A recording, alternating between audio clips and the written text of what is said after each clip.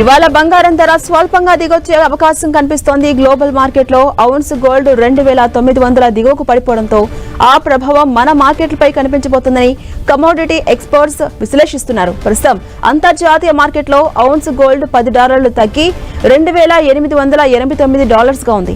ఇక నిన్న ఉదయం దేశీయ మార్కెట్లో స్వల్పంగా పెరిగిన బంగారం ధర నిన్న సాయంత్రం సమయంలో దిగి వచ్చింది. ఆర్థిక సంక్షోభ భయాలతో ఇన్వెస్టర్స్ ఆచితూచి వ్యవహరిస్తుండటంతో రాబోయే కాలంలో గోల్డ్ వైపు పెట్టుబడులు పెరిగే అవకాశం ఉందని ఎక్స్పర్ట్స్ అంచనా వేస్తున్నారు.